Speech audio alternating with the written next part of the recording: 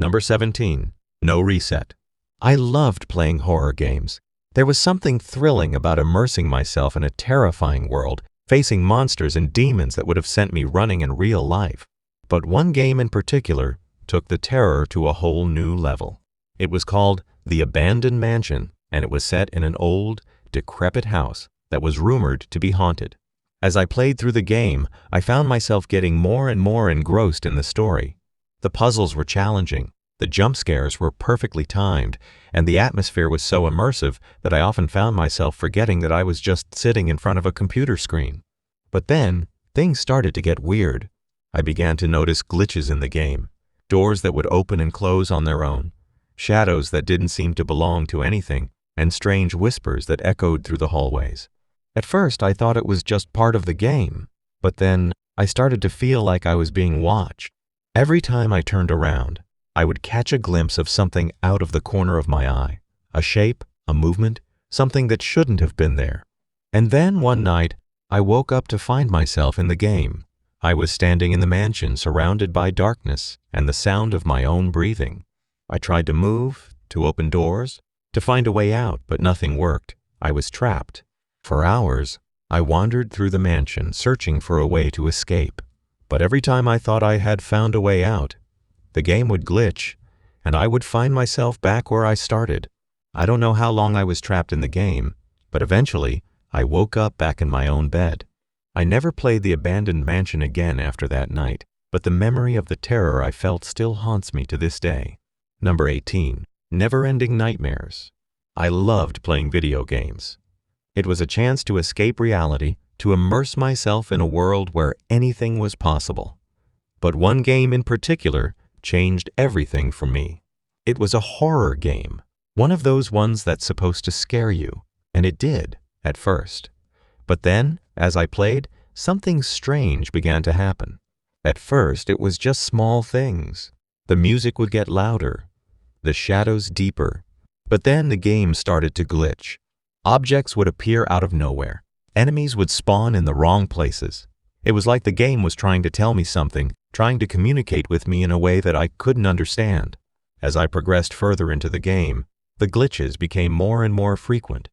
I started to feel like I was being watched, like someone or something was always just out of sight. And then one day, the game crashed.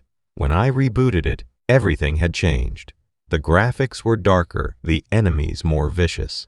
The world had become a twisted, distorted version of itself. I tried to quit the game, but I couldn't. The menu options were gone, replaced by a single message: "You can never leave." That was when I realized that I had been trapped, not just in the game, but in some kind of nightmare world that the game had created.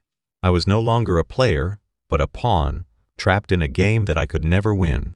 And so I continue to play, searching for a way out of this digital purgatory. But I know deep down that I will never escape, that this game and the horrors it holds will haunt me forever. Number 19. It should never be accepted. I had always been a fan of horror games, and when my friends told me about a new game that had just hit the market, I was excited to try it out. They said it was the scariest game they had ever played, with puzzles that were impossible to solve and enemies that could not be defeated. But I was confident in my gaming skills, and I didn't think twice about accepting their challenge.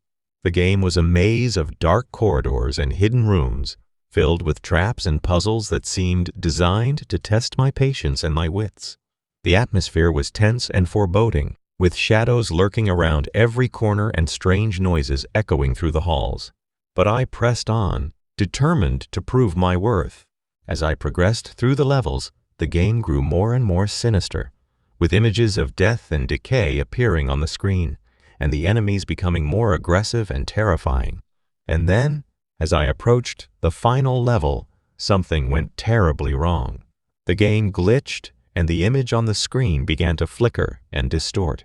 I could hear strange whispers and laughter coming from the speakers, and the walls of my room seemed to close in around me. Panic set in as I realized that I was trapped, not just in the game, but in my own body. I couldn't move, couldn't speak, couldn't even scream. It was then that I saw it, a figure emerging from the screen, its eyes glowing with an unholy light. I knew, in that moment, that I had made a terrible mistake. I had accepted a challenge that was never meant to be won. And as the figure reached out its hand to claim me, I realized too late that some games are better left unplayed. Number 20. In between reality and fiction. I'd always been a fan of horror games. There was something exhilarating about the rush of adrenaline that came from being chased by a monster or solving a puzzle under the threat of danger. But one day, that thrill turned into something much more sinister. I was playing a game that had been recommended to me by a friend, a game that promised to be the scariest thing I'd ever experienced. As I played, I began to notice something strange. The game seemed to be reacting to my movements and choices in ways that felt too real to be coincidence. The monsters would move in unexpected ways, seemingly anticipating my every move. And when I tried to exit the game, I found that I was unable to, as if I was trapped inside it. As the game progressed, the horror only intensified. The monsters became more grotesque, the puzzles more complex, and through it all I felt like I was being watched, like something was lurking just beyond the screen. It wasn't until I finally managed to complete the game that things took a truly terrifying turn. As the credits rolled, I was jolted back to reality, only to find that the monsters from the game had somehow crossed over into my world. I watched in horror as they emerged from the screen, their twisted forms lurching towards me with an unquenchable hunger. I tried to run, but it was no use. They were too fast, too powerful. In the end, I was consumed by the horror that I had helped to create. And as I lay there, lost in a sea of darkness and terror, I realized that sometimes the line between reality and fiction can blur in the most terrifying ways. Number 21. The sense of unease. I've always been a fan of horror games. There's something thrilling about exploring a dark and ominous world, never knowing what lurks around the next corner. But one game I played was different. It was a new release, hyped up by the gaming community as the scariest game of all time. I couldn't wait to get my hands on it and dive in. As I started playing, I immediately felt a sense of unease. The game was set in a desolate, abandoned city, with broken down buildings and flickering streetlights. The graphics were so realistic that it felt like I was really there, wandering through the ruins. But as I played on, things started to get strange. The game would glitch, the images on the screen warping and twisting in impossible ways. And then, things got even worse. I began to see things that weren't in the game. Shadowy figures lurking in the corner of my vision, the sound of footsteps behind me when I knew I was alone. I tried to shake it off, to convince myself that it was just my imagination playing tricks on me. But then, I saw it. A figure in the game, a twisted, grotesque thing that seemed to be staring directly at me. And then, it was gone, disappearing into the shadows as if it had never been there at all. I turned off the game, my heart pounding in my chest. But the horror didn't stop there. As I walked through my apartment, I realized that something was different. The world around me seemed to be shifting, the shadows taking on a life of their own. I tried to tell myself that it was just my imagination, that the game had gotten under my skin, but deep down, I knew that something had changed, that I had unlocked something dark and sinister by playing that game, something that was now stalking me in the real world. And as I huddled in my bed, trying to block out the sounds of scratching and whispering coming from outside my door, I realized that the world of gaming had become something far more dangerous than I had ever imagined. Number 22. Be careful what games you play. I was always a fan of horror games. There was something thrilling about exploring a haunted house or fighting off monsters in a virtual world. But one day, I discovered a game unlike any other. It was called The Final Test, and it promised to be the most terrifying game I had ever played. As soon as I started playing, I knew something was off. The graphics were crude, almost amateurish, and the controls were clunky and hard to use. But as I progressed through the levels, things got weirder. The game seemed to be learning, adapting to my playing style and anticipating my moves. And then, I started hearing whispers, faint, ghostly voices that seemed to come from inside the game itself. It was then that I realized the truth, that the final test was not just a game, but something far more sinister. Someone, or something, was watching me, manipulating the game to create a terrifying experience that was tailored just for me. I tried to stop playing, but I couldn't. The game had taken on a life of its own, and it wouldn't let me go. I was trapped in a world of horror, unable to escape no matter how hard I tried. And then, just as suddenly as it had begun, it was over. The game shut down, leaving me alone in my darkened room, my heart racing and my mind reeling. I knew then that I had played a game that was not meant for me, that I had been caught up in something far more dangerous than I could ever have imagined. And as I sat there in the silence, I couldn't help but wonder who or what had been watching me and what other games were out there waiting to trap their unsuspecting players. Number 23. Be careful what you wish for. I always loved video games. The thrill of exploring new worlds, battling fantastical creatures, and unlocking hidden secrets was like nothing else. So when I heard about a new game that was taking the world by storm, I had to have it. It was called The Dark Abyss, and it promised to be the scariest game ever made. The premise was simple. You had to navigate a haunted house filled with monsters and traps and reach the end to win. But as I began playing, I realized that this was no ordinary game.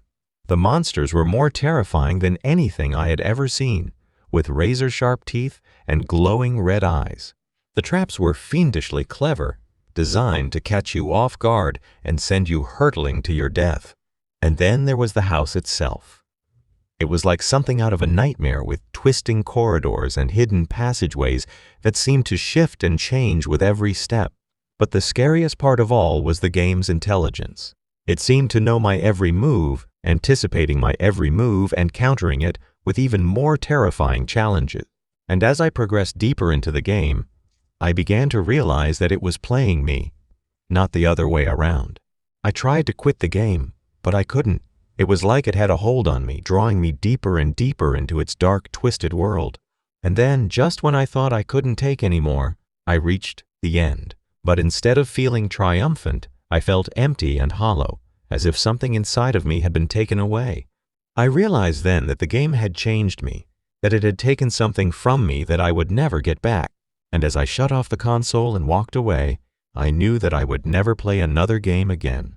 The memory of the Dark Abyss would haunt me forever, a reminder of the true horror that can lurk within even the most innocent seeming of games. Number 24. All too real, the terror never ends.